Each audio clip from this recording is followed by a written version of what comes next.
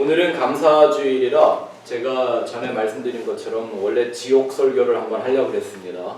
3주간 천국 설교를 했었기 때문에 또 이 감사주일에 지옥에 대한 설교를 하는 게 아주 적당하다는 생각이 들었습니다. 왜냐하면 우리가 하나님께 감사해야 될 가장 큰 이유가 지옥 안 보내시는 것 때문이지 않습니까? 아멘? 네. 근데 주위에서 누군가 그래도 감사주일 날은 감사에 대한 설교해야지 하도 그래갖고 그럼 오케이. 오늘은 그 좁고 협착한 복음이라는 그 맥락에서 뭐 같은 얘기지만 좀 벗어나 감사에 대한 메시지 여러분들과 좀 나누려고 하는데요. 여러분들 그동안 우리가 예수 10년 믿었다 그러면 감사주일을 10번 지낸 거잖아요. 이 감사에 대한 메시지를 얼마나 많이 들어보셨겠어요. 한 번쯤 안 들어봤을 그런 내용을 오늘 한번 꼭 살펴보고 지나가려고 합니다. 제목이 예수님의 이상한 감사입니다. 이런 걸 감사해야 되나? 이것도 감사의 이유가 되나? 이런 걸 감사해도 되나? 싶은 예수님의 그 감사, 그 내용이 뭔가 우리가 한번 살펴보기를 원해서 저와 여러분들 안에 오늘 이 감사가 시작되기를 바랍니다. 누가복음 10장 21절 24절 같이 큰 소리로 함께 읽겠습니다. 시작. 그때 예수께서 성령으로 기뻐하시며 이르시되 천지의 주제이신 아버지여 이것을 지혜롭고 슬기 있는 자들에게는 숨기시고 어린 아이들에게는 나타내심을 감사하나이다. 옳소이다. 이렇게 된 것이 아버지의 뜻이니이다.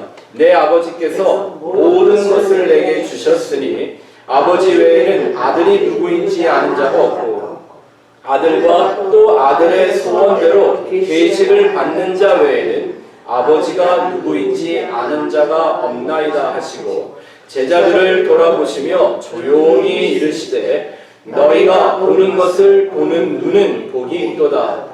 내가 너희에게 말하노니 많은 선지자와 임금이 너희가 보는 바를 보고자 하였으되 보지 못하였으며 너희가 듣는 바를 듣고자 하였으되 듣지 못하였느니라. 아멘. 오늘은 전통적으로 감사주일로 지키는 날입니다. 이 Thanksgiving Day, 이 미국의 가장 큰 명절이죠. 거의 나흘이나 닷새 가까이 휴가를 주는 그런 큰 명절이기도 합니다. 또 한 번쯤 여러분들이 미국에서 시작된 이 Thanksgiving에 대한 유래에 대하여 한 번쯤 이상은 들어보셨을 거예요. 뭐 대충 이런 거죠. 1789년에 미국의 대통령 조지 워싱턴이 자기가 다니던 교회에서 이날을 감사의 절기로 지키자 11월 첫째 주 목요일을 기념일로 선포했던 게 시작이 되었다가 1863년에 전 세계에서 가장 좋아한다는 대통령 에이브라함 링컨이 11월 26일을 미국의 땡스기빙 데이로 국가의 명절로 제정을 한 것이 오늘날까지 이렇게 지내져 내려오고 있습니다. 근데 이 절기의 유래에 대한 다양한 해석들이 아주 분분합니다. 사실 여러분 이 절기를요 조금만 역사적으로 좀 실제적으로 연구를 해보면 이 절기가 사실은 기독교적인 절기가 아니라 굉장히 정치적이며 경제적인 이유로 시작된 것이라는 걸 금방 알 수가 있습니다. 아시는 것처럼 이 미국이라는 북미주 이 땅은 원래 백인들이 주인 아니었습니다. 이 땅에 살던 원주민들이 있죠. 그들을 얼마나 비참하게 몰살하는 역사와 함께 이 감사절의 역사가 함께 왔는지를 사실 조금만 관심을 갖고 실제적으로 연구해보면 금방 누구든지 알 수가 있습니다. 근데 어쨌든 세상은 이제 더 이상 그런 역사에는 관심이 없습니다. 뭐 어떻게 했든 이때 한번 대목을 보고 오랜만에 가족들끼리 모여서 맛있는 거 먹고 칠면조 터키 하나 잡아먹으면 그러면 되지라고 그냥 생각합니다. 그리고 또한 이때에 맞춰서 교회들은 어찌하든지 이 절기를 종교적으로 합리적인 의미를 부여하기 위하여 굉장히 애를 씁니다. 왜요? 대목이니까. 대목을 한번 보는 겁니다. 감사헌금 뭐 이런 거 말입니다. 그죠?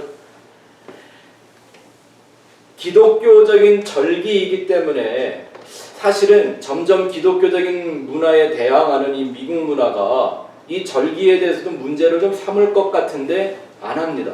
여러분들 아시는 것처럼 이제 미국의 달력을 보면 교회에서 자체적으로 제작하는 달력 외에는 크리스마스라는 말도 없습니다. 그냥 할러데이입니다. 메리 크리스마스가 아니라 해피 할러데이입니다. 야, 이제 한 달 남았습니다. 시간 정말 빠르죠? 근데 이 땡스기빙 데이에 대해서는 전혀 말을 안 합니다. 터치를 안 합니다. 왜일까요? 대목이기 때문입니다. 대목이기 때문이죠. 우리 기독교 신앙에 있어서 감사란 진짜 신앙의 생명과 같이 중요한 것입니다. 맞습니까? 감사는 곧 그게 신앙입니다. 감사가 없는 신앙이란 존재할 수가 없습니다. 그건 종교의 생리입니다. 종교가 있는데 감사가 없다? 그건 종교라고 말할 수도 없습니다. 요 근래에 이제 이 추수감사절, 감사주일을 준비하기 위하여 뭐 기독교 방송을 이렇게 듣다 보니까 감사주일에 대한, 감사에 대한 아주 수많은 말을 듣게 됩니다. 그렇게 감사의 중요성, 감사의 필요성을 강조하는 내용을 듣다가 보면 어느새 제 마음에 이런 질문이 떠오릅니다. 도대체 이 사람들이 하나님 앞에 감사를, 진정한 감사를 하라는 것인가? 아니면 하나님을 채무자로 생각하며 하나님 앞에 진 빚을 갚으라고 지금 하는 말인가? 잘 들어보세요. 무슨 뜻인지 아시겠죠? 하나님 앞에 진정한 그 감사의 제사로 나를 하나님께 드리라고 지금 말하는 건지, 아니면 당신들 하나님 앞에 빚졌으니까 그 빚 이번에 갚어 라고 하는 채무자의 독촉인지, 마치 빚쟁이가 독촉하듯 감사를 독촉하는 말들을, 내용은 다른 말들로, 좋은 말들로 포장을 많이 하지만 그 내용을 가만히 들어보면 빚쟁이가 빚 독촉하는 것 같은 말들을 굉장히 많이 듣게 됩니다. 또 그것만 해갖고는 사람들의 마음이 안 움직일 것 같으니까 감사하는 신앙이 만사형통의 지름길인 양 가르칩니다. 많이 들어보셨죠? 아니, 감사가 그렇게 중요한 거라면, 우리가 하나님 앞에 빚진 자로서 늘 그 감사를 갚으며 살아야 하는 존재들이라면, 그럼 1년 내내 감사에 대한 설교를 하지 왜 요때만 하죠? 그렇게 중요한 거면 매번 해야 되잖아요. 매일 해야 되잖아요. 늘 해야 되잖아요. 근데 안 하거든요. 또 일반적인 그냥 교인들은요, 형식적이고 종교적인 교인들은 그냥 이렇게 절기 한 번 지키는 거를 더 선호합니다. 왜? 1년에 한 번만 하면 되니까. 2번이면 힘들겠죠? 3번이면 더 어려워지고.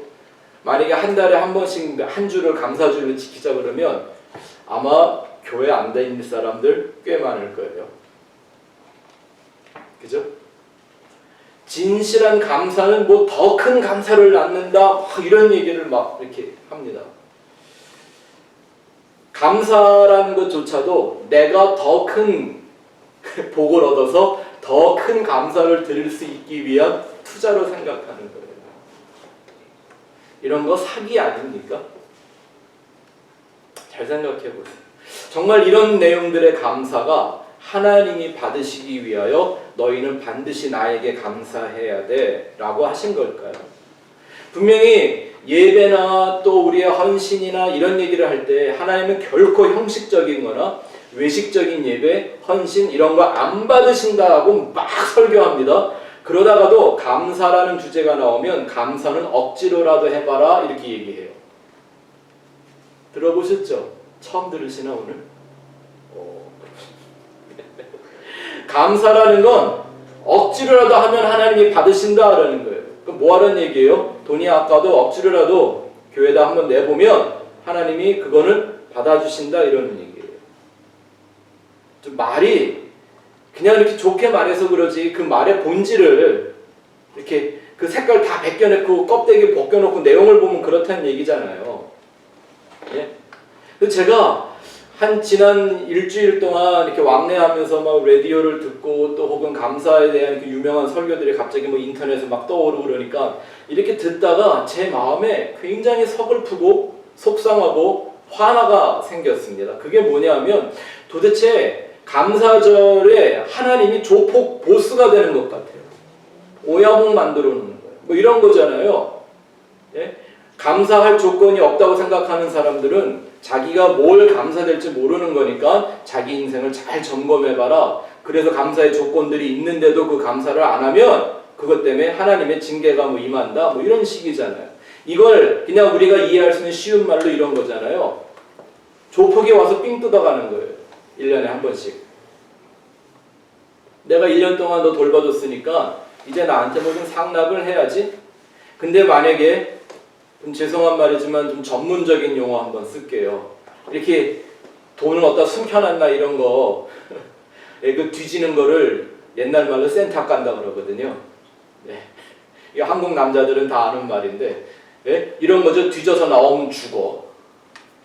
네가 나한테 감사할 게 있는지 없는지 내가 뒤져서 나오는데 나한테 감사 안 해? 그럼 가만히 안 둘 거야. 뭐지 이런 식 아니에요? 그러니까 하나님을 무슨 조폭의 두목으로 만들어 놓는 것 같아요. 어떤 아주 유명한 최근에 아주 유명한 목사가요 이런 설교를 하더라고요. 감격이 없는 감사는 가짜입니다. 감격스러운 감사가 없는 마음과 이 세상은 지옥이다라는 식의 설교를 하더라고요. 근데 여러분 한번 우리가 진중하게 생각해 봅시다. 감사라는 게 그만큼 중요한 거라면 그게 마치 지옥과 비교될 수 있는 거라면 심각하게 생각해 봐야죠. 여러분 감격이라는 게 내 스스로 의지대로 만들어지는 거예요. 만약에 하실 수 있으면요 지금부터 제가 하는 설교에 감격하세요. 의지로 하면 될 거 아니에요. 저 목사는 맨날 왜 저렇게만 설교하지 이렇게 하지 말고 오늘 감격하세요. 제발. 오늘 감사주의니까 해보시라니까요. 돼요? 감격이 내 의지대로 내 뜻대로 내 결정대로 그냥 자동적으로 이렇게 스위치 올리면 불 들어오는 거 마냥 되는 일이냔 말이죠. 여러분들 오늘 여기 올 때 감격 갖고 오셨어요? 그럼 이런 거죠. 만약에 여기 오는 자리에 여러분의 마음에 감사하는 감격이 하나님께 감사하는 감격이 없이 왔다면 여러분들 자체가 지옥이라고 누가 설교를 하더라고요. 그 마음이 지옥이고 그런 사람들이 모여서 그냥 형식적으로 감사의 예배 한번 드리니 그게 자체가 지옥이라고 막 설교를 하더라고요. 그럼 지금 우린 지옥인가요? 여기가 지옥인가요? 여러분들 마음 지옥이에요? 막 이렇게 설교들을 하더라니까요. 그래서 제가 오늘 정말 그 감사의 진정한 의미를 살펴볼 수 있는 또 하나의 주제를 여러분들과 나누려고 하는 거죠. 성경이 그랬습니다. 감사는 왜 해야 되는가? 감사가 하나님을 영화롭게 한다 그랬습니다. 이 말을 착각하시면 안 돼요. 오해하시면 안 돼요. 이거는 내가 감사하면 하나님이 더 영광스러워진다 이런 뜻이 아니에요. 네? 감사하는 자에게만 하나님의 영광이 나타난다라는 뜻이에요. 감사하는 사람들만이 하나님의 영광을 발견할 수 있다 이런 얘기예요. 여러분 인간의 감사하고 안 하고가 하나님의 영광을 더 크게나 적게나 만들 수 없습니다. 하나님의 영광은 완전하고 영원한 영광입니다. 그 자체가. 아멘. 내가 감사 안 해도 하나님은 영광스러운 하나님이십니다. 맞습니까? 그렇다고 내가 감사를 많이 했다고 하나님이 더 영화롭게 되냐? 아닙니다. 그런 하나님은 없습니다. 다만 어떤 사람이 하나님을 진정으로 감사하는 사람들에게 하나님 대신 하나님이 어떤 분인가가 드러나 그걸 영광이라고 하는 거죠. 우리 배웠잖아요. 헬라어로 독사라고 하는 그 영광은 무슨 우리가 뭐 영광스럽다 뭐 이게 하나님의 영광입니다 이렇게 얘기를 하는 게 아니라 하나님 자신을 우리에게 계시해서 우리가 그 하나님을 알게 되는 그걸 영광이라고 말한다고 했지 않습니까? 그러니까 제가 늘 하는 표현 중에 하나는 이 영적인 온전한 감사는 하나님을 발견하는 현미경, 마이크로스코프와 같은 겁니다. 왜냐하면 현미경이라는 건 있지만 눈에 보이지 않는 걸 볼 수 있게 해주는 거잖아요. 너무 작아서든지 아무튼 어때서든지 안 보이는 것들을 그 마이크로스코프를 대면 보여요. 보이지 않지만 존재하는 것을 보게 된단 말입니다. 이런 게 있어요. 프리즘이라고 하는 거 있죠. 프리즘 뭐예요? 여러분 빛이 눈에 보여요? 안 보여요? 빛이 보이는 게 아니라 빛이 밝혀주는 게 보이는 거죠, 우리에게. 그런데 그 빛이 프리즘이라고 하는 이 작은 디바이스를 통과하면 빛의 스펙트럼이 나타나요. 그래서 우리 교회 이름이 스펙트럼이에요. 감사라는 게 바로 그런 거예요. 그렇게 보이지 않는 하나님의 실존을 발견하도록 도와주는 정말 중요한 방법이기 때문입니다. 여러분 생각해 보세요. 우리가 하나님과 관계해야 한다고 하죠. 근데 내가 인격적으로나 혹은 영적으로 실감되지 않는 존재와 관계가 가능합니까? 정말? 어떻게 관계해야 합니까? 그건 관계가 아니고 관념이라고 하는 겁니다. 네? 관념인 거죠. 네? 저기 멀리 있는 여기 뭐 미국이나 한국의 대통령들이 있습니다. 여러분들 그들과 어떤 관계가 있으십니까? 잘 알잖아요. 매일 한 번씩 보잖아요. 텔레비에서. 네? 그리고 그 사람이 일거수일투족을 다 듣잖아요. 물론 뭐 가릴 건 가리고 그러지만 관계가 있으세요? 없으세요? 나는 그를 아는데 그런 날 모르잖아요. 그냥 친애하는 국민 여러분 그러면 되는 거 아니에요. 몰라요. 그러니까 사실 나에게는 그 사람이 하나의 관념일 뿐이지 관계가 없단 말입니다. 뭔가를 변화시키거나 생산적이거나 바꾸어낼 수 있는 관계가 아니란 말인 거죠. 그러니까 내가 하나님의 실존을 인격적으로 영적으로 실감하고 있지 않는다면 하나님에 대한 생각은 그냥 관념이지 관계가 아니란 말입니다. 충분히 이해하시겠습니까? 그렇기에 하나님이 우리를 보고 그렇게 감사를 하라고 하는 이유는 하나님이 우리가 맺기 원하시고 우리에게 반드시 필요한 우리의 구원에 반드시 필요한 사랑의 관계를 형성하고 완성하기 위한 거죠. 얼만큼? 하나님을 깨달아서 내 자신을 부인할 수 있을 만큼. 네? 왜냐하면 나보다 너무나 뛰어난 존재를 만나면 나도 모르게 뭐 기가 죽든 어쨌든 그 사람 앞에서 내 자신을 부인하게 되죠. 네? 여러분들 이렇게 비교당하는 인생을 많이 안 살아보시면 이런 걸 잘 모를 텐데 제가 성악 공부 열심히 하다가 어느 때부터 이렇게 흥미를 잃었던 이유가 뭐냐면요. 내가 그렇게 열심히 하고 연습실에서 나 혼자 노래할 땐 내가 제일 잘하는데 나보다 소리가 좋은 놈을 만나면 그 앞에서 소리를 낼 수가 없어. 무슨 말인지 이해가 되세요?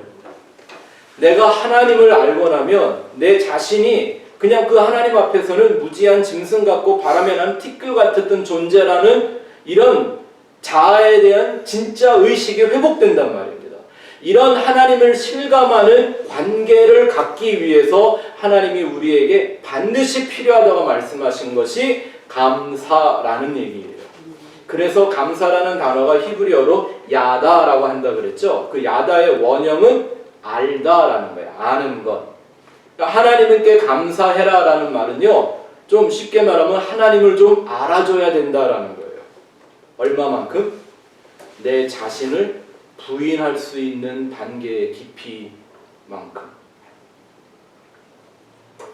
요한복음 17장에 예수님이 말씀하셨습니다. 영생은 하나님과 그리스도를 아는 것. 이거를 같은 맥락으로 의역을 해본다면 이렇게 할 수 있겠죠. 영생은 유일하신 참 하나님과 그가 보내신 그리스도를 감사하는 겁니다.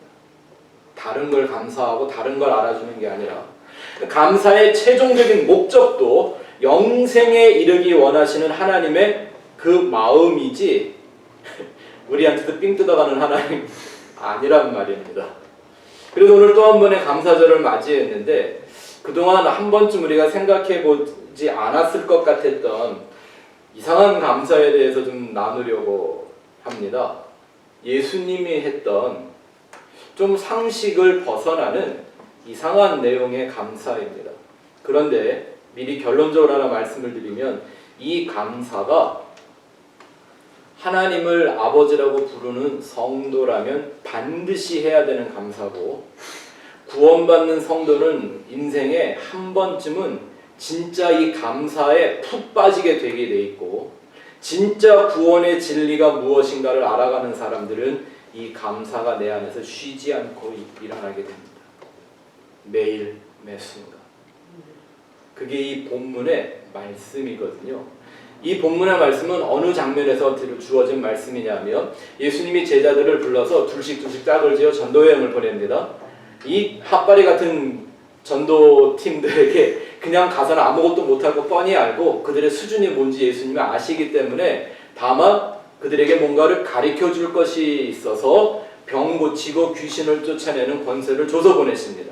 그러니까 이 제자들이 전도여행 갔다가 돌아와갖고 너무 신이 났어요. 왜? 내가 예수 이름으로 그러면 막 귀신이 나가고 예수 이름으로 그러면 막 병이 막 낫잖아요.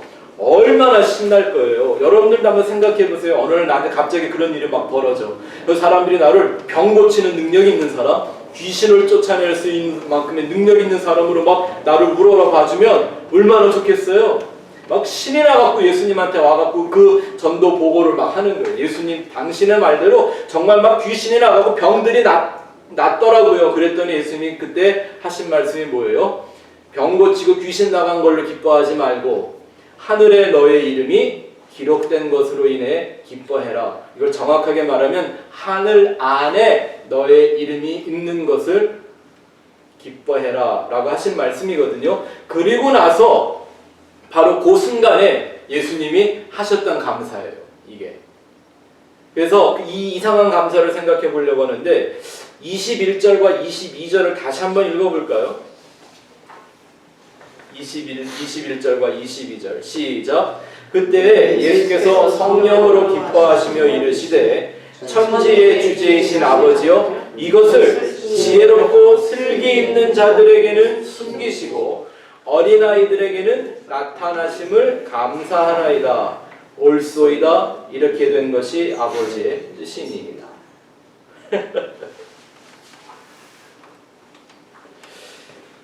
예수님의 감사하는 내용이 뭐냐면 무엇인가가 있는데 하나님 아버지가 어떤 이들에게는 이걸 숨기시고 어떤 이들에게는 계시로 주셔서 알게 하신다고 하는 이 하나님 아버지의 뜻에 대하여 감사를 드립니다. 이 말씀도 결국은 이 모든 구원의 역사는 하나님의 절대적인 선택으로 이루어지는 거지 인간의 선택으로 되는 것이 아니라는 걸 분명하게 보여주고 있는 말씀이죠. 그러니까 이런 말씀 앞에 서면 난 정말 그 하나님의 은혜와 사랑 아니면 그냥 하나님 눈에 나는 바람에 나는 티끌과 같은 그런 아무것도 아니구나라는 거 금방 알 수 있어야죠. 그죠? 근데 우리가 보통 아는 일반적으로 교회에서 막 프로모트라는 하나님이라는 존재는 이런 거 아니에요. 막 한 영혼이라도 아까워서 구원하기 위하여 노심초사하고 벌벌벌 떠는 그런 할아버지 할머니 같은 그런 존재 아닌가요? 99마리의 양들을 놔두고도 한 마리 잃어버린 양을 찾기 위해 목숨을 거는 목자. 그거 아니에요? 근데 여기서 우리가 간과하면 안 될 게 있죠. 잃어버린 한 마리의 양이라는 건 원래 그 양이 누구 소유였기 때문에 목자의 소유였었다라는 거지. 남의 양 찾으러 가는 게 아니잖아요. 내 양 찾으러 가는 거지. 그래서 예수님은 양들도 내 양과 남의 양을 구별하시잖아요. 양의 우리에 다 갖다 놓는데 그 중에 내 양만 골라낸다 이렇게 말씀하셨잖아요. 그물로 물고기 다 잡는데 좋은 물고기만 골라낼 거야 이렇게 하셨잖아요. 그러니까 하나님이 선택한 그 양, 그 영혼에 대한 얘기인 거지 그냥 아무나 이게 아니잖아요. 그쵸? 어떤 이들에게 숨겼는지 알아야 할 거 아닙니까? 왜냐하면 잘못하면 내가 하나님이 그 비밀한 구원의 계시를 숨기는 어떤 이들이 될 수 있을 거기 때문에 또 어떤 이들에게는 아들의 소원대로 계시하시는 줄 알아야 할 거 아니에요. 그래야 내가 그 어떤 이에 들어가 구원의 계시를 얻을 수 있는 자가 되지 않겠습니까? 근데 예수님이 이렇게 두 부류를 구별하십니다. 하나님이 이 비밀을 감추는, 숨기는 대상은 지혜와 슬기 있는 자들, 이렇게 얘기하고요. 오히려 하나님의 그 계시가 아들의 소원대로 주어지는 이들은 어린아이 같다라고 합니다. 이게 어떤 의미인지, 어떻게 구별하는 건지를 알아야 우리도 예수님처럼 감사할 수 있겠죠. 예? 감사하려면 예수님처럼 해야지 다른 어떤 사람들처럼 하는 게 아니잖아요. 자, 그럼 한번 성경을 찾아봅시다. 지혜와 슬기 있는 자들, 영어라면 wise and intelligent이라고 해놨는데 과연 어떤 사람들인가? 성경 몇 구절만 찾아보면 금방 다 나옵니다. 자, 고린도전서 1장 17절부터 21절 시작. 그리스도께서 나를 보내심은 세례를 베풀게 하려 하심이 아니요 오직 복음을 전하게 하려 하심이로되 말의 지혜로 하지 아니함은 그리스도의 십자가가 헛되지 않게 하려 함이라. 십자가의 도가 멸망하는 자들에게는 미련한 것이요 구원을 받는 우리에게는 하나님의 능력이라. 기록된 바 내가 지혜 있는 자들의 지혜를 멸하고 총명한 자들의 총명을 폐하리라 하였으니 지혜 있는 자가 어디 있느냐? 선비가 어디 있느냐? 이 세대에 변론가가 어디 있느냐? 하나님께서 이 세상의 지혜를 미련하게 하신 것이 아니냐? 하나님의 지혜에 있어서는 이 세상이 자기 지혜로 하나님을 알지 못함으로 하나님께서 전도에 미련한 것으로 믿는 자들을 구원하시기를 기뻐하셨도다. 자, 이 말씀에 분명히 이 하나님의 비밀이 감추어지는 지혜 있는 자와 슬기로운 자가 여기 다 나타나 있죠. 세상적으로 와이즈하고 인텔리전한 사람들. 이 성경은 철저하게 세상의 지혜와 하나님의 지혜를 분리시킵니다. 여러분, 예수 믿는다고 하면서 성경을 하나님의 말씀이라고 믿는다고 하면서도 하나님의 지혜와 세상의 지혜를 구별할 줄 모르는 사람들은 아직도 거듭나지 않은 사람들이기 때문에 그렇습니다. 세상을 움직이는 지혜와 지식이 충만한 사람들은요, 오늘 보니까 오히려 하나님을 안다, 모른다? 모른다고 되어 있습니다. 이런 거 아닐까요? 하나님을 믿고 의지하기에는 이 사람들이 너무 똑똑해요. 그 말은 뭐냐 하면 타인의 도움이 필요 없는 인생을 자기 스스로 살아갈 수 있는 사람들이에요. 누구의 도움 없이도 얼마든지 인생에서 승승장구할 수 있는 똑똑한 사람들. 근데 물론 그런 사람들 중에도 하나님 믿는다고 하는 사람들이 있는데 세상적인 지혜와 인텔리전스를 가지고 예수 믿는다고 교회 다니면 다분히 인본주의적이며 종교적인 관념의 수준을 벗어나지를 못하죠. 그래서 교회를 오래 다니는데 열심히 다니고 교회 일도 열심히 하고 봉사도 하고 다 하는데 자기 부인이 없는 신앙에 머물러 있습니다. 니고데모 같이, 부자 청년과 같이, 즉 십자가 없는 종교의 수준을 벗어나지 못한다는 겁니다. 근데 이거 참 이상하지 않아요? 하나님이 좀 구원하시려고 작정을 하시면 이 세상에서 좀 지혜 있고 똑똑한 사람들을 데려다가 교회에 채워놓으면 좋지 않겠어요? 네? 돈도 좀 많고, 예? 모든 무사람들이 사람들을 이렇게, 예? 부러움과 선망의 대상이 되는 사람들을 데려다가 우리 교회 장로도 좀 시키고 권사도 좀 시키고 이런 사람들이 교회에 있어야 좀 뽀대가 날 텐데 하나님이 그런 사람들에게는 감추신대요. 안 보여주신대요. 아예 숨겨버리신답니다. 그렇기에 결코 해 아래에서 이루어지는 모든 일들은 사실 하나님의 지혜와 비교해서는 안 되는 것이죠. 하나님의 지혜를 빌려다가 이 세상을 개선하려고 해서도 안 되는 거죠.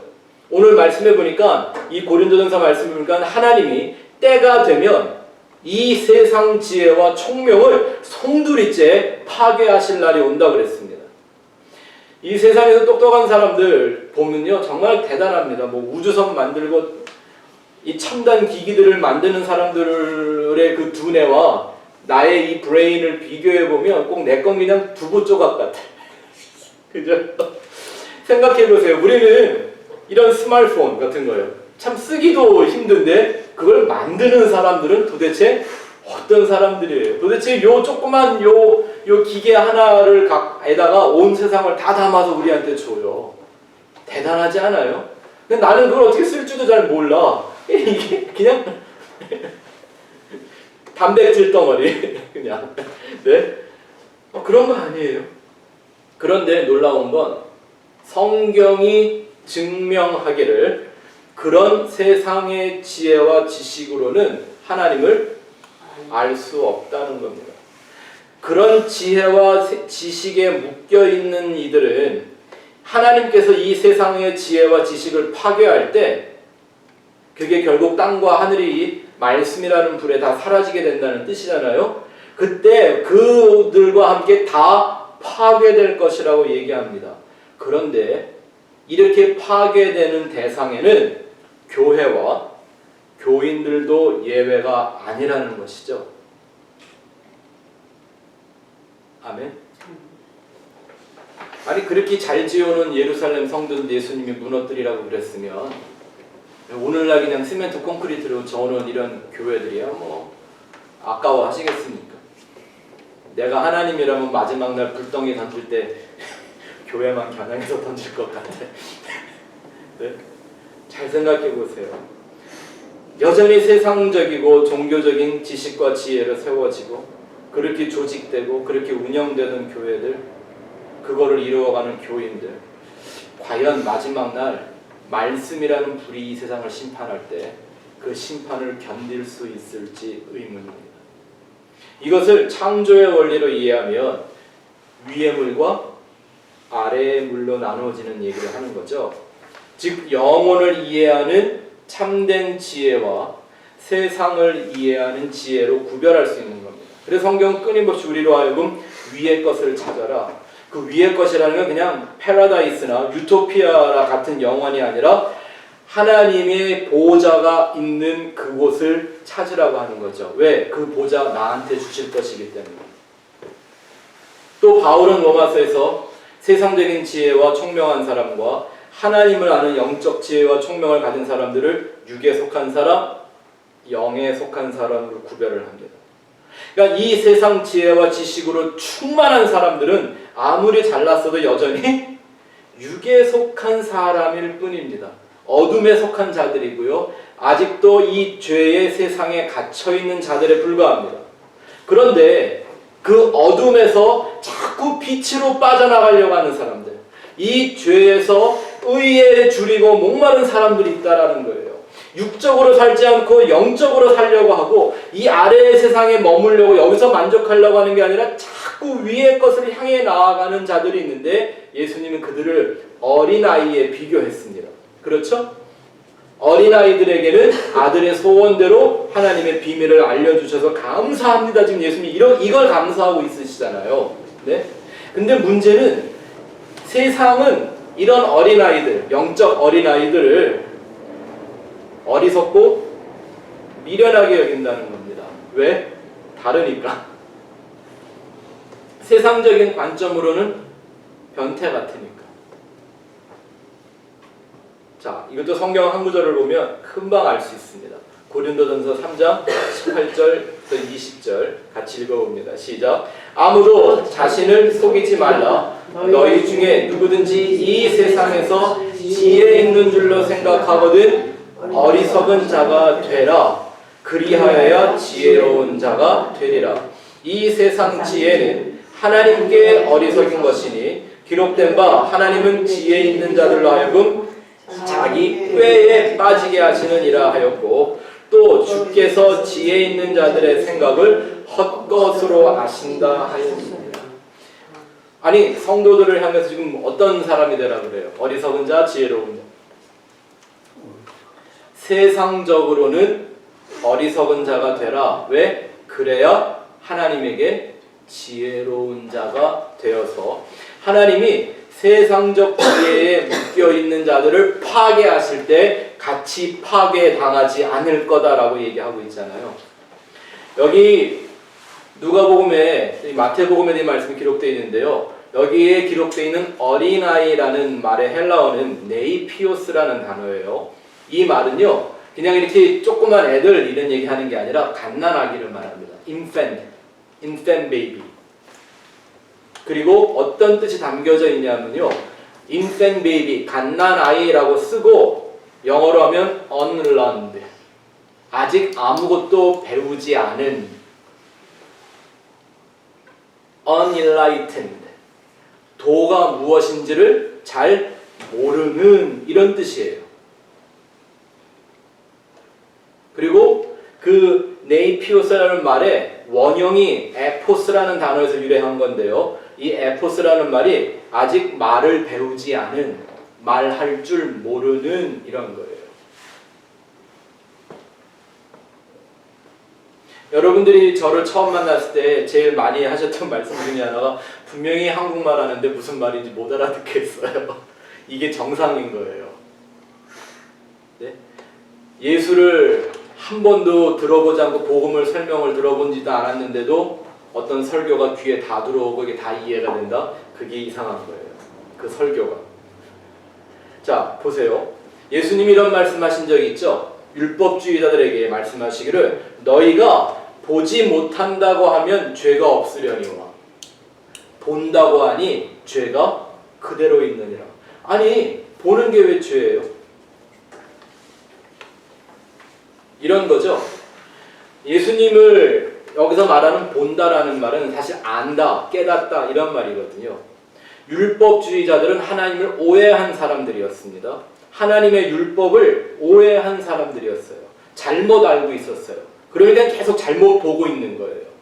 네?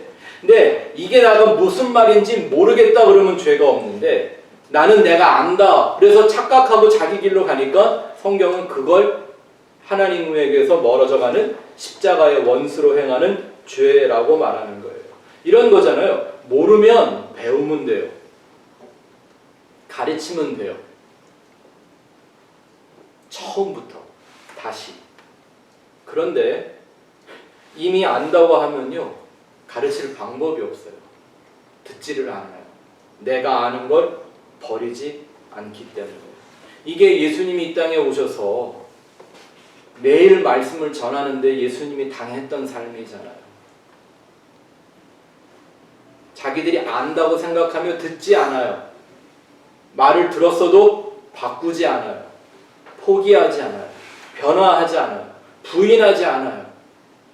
그러니 여전히 죄 가운데 있는 거 맞죠? 예수님의 말씀을 듣고 얼른 돌아와야 할 것인데 하나님과 그리스도를 온전히 아는 게 영생이라면 모르거나 잘못 아는 건 그게 멸망인 거죠. 그래서 성경은 계속해서 성도들에게 갓난아이와 같이 갓난아기가 엄마의 젖을 사모하듯 하나님이 우리에게 주시는 신령한 젖을 사모하라고 하는 겁니다. infant baby 같이. 잘 보세요. 여러분들도 다 자녀를 낳아 길러보셨죠? 아닌 애들이 좀 있네. 한때 다 infant이었으니까. 보십시오. 애기들이 낳아놓으면 얘네들은 할 줄 아는 게 아무것도 없어요. 그냥 먹고 싸고 자고. 그죠? 근데 그 애기들한테는 그냥 본능적으로 제일 심각한 게 뭐예요? 배고픈 거예요. 그러니까 그 아기들이 할 줄 아는 건 뭐밖에 없어요? 젖 달라고 우는 거예요. 배고프다고 우는 거예요. 나 이러다가 죽을 줄 모른다고 우는 거예요. 또 그 갓난아기들은 스스로 움직이지도 못하잖아요. 예? 조금 이제 기고 이제 움직이면 지가 찾아가요. 그죠? 네. 엄마가 자고 있으면 침대로 기어 올라가서 젖을 먹어요. 하지만 그렇게 할 줄 모르는 아직도 어린, 난 지 며칠 안 되고 몇 개월 안 되는 이런 애기들은요, 자기 몸도 뒤집지 못하는 아기들은 방법이 뭐밖에 없어요? 내가 너한테 못 가니까 네가 좀 나한테 와야 된다고 우는 거밖에는 방법이 없는 거예요. 스스로 못 가니까 나한테 제발 좀 와달라고 우는 거예요. 여러분들은 하나님 하나님을 향하여 이렇게 울고 계십니까? 이 신령한 젖을 달라고 소리 지르며 울고 계시냐고요. 이런 영적인 어린아이가 되어보았습니까? 그 어린 아기의 심정, 인펜 베이비의 심정, 이 상한 심정으로 신령한 젖을 사모하고 그 신령한 젖의 본질인 십자가의 도를 허락하시는 하나님 앞에 감사하고 있습니까? 왜 다른 사람들은 들어도 모르는 진리를 나한테 자꾸 보여주시는가? 왜 자꾸 들려주시는가? 그리고 나는 왜 그게 귀에 들리고 마음에 들어오면 버려지지가 않고 포기가 되어지지 않고 왜 자꾸 그게 알고 싶은 것일까? 왜 이거 모르면 안 된다는 생각이 자꾸 나를 움직이고 있는 걸까? 왜 다른 사람들은 관심이 없는 일에, 다른 사람들은 불편해하는 일에 왜 자꾸 나의 심정이 끌려가고 있는 걸까? 뭐가 나를 이렇게 땡기고 있나? 나는 왜 이렇게 살고 있는가? 그 비밀이 오늘 이 말씀에 담겨 있죠. 하나님이 아들의 소원대로 허락하시는 계시의 사람들이 있는 거예요. 내 의지가 아니고요.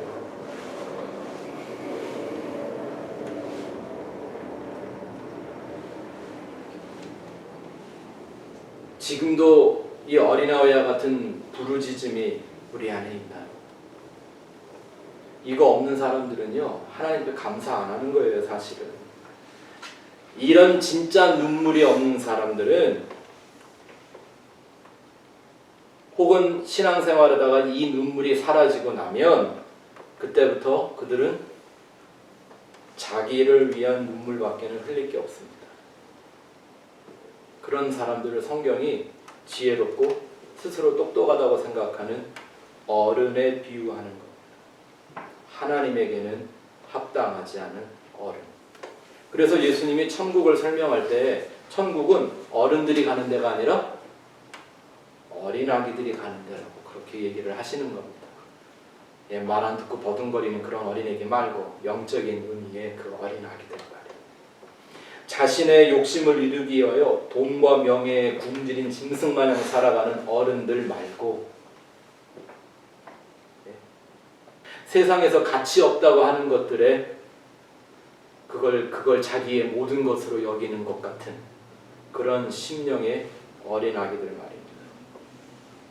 근데 이 말씀이 더 무서운 건 뭐냐면 그 어른들은 자기들이 그 길에서 벗어나지 못하는 까닭이 있는데 그건 그들이 노력을 안 해서가 아니라 하나님이 계시가 주어지지 않고 아들의 소원에서 제외되었기 때문이라는 것입니다. 이게 무서운 거죠.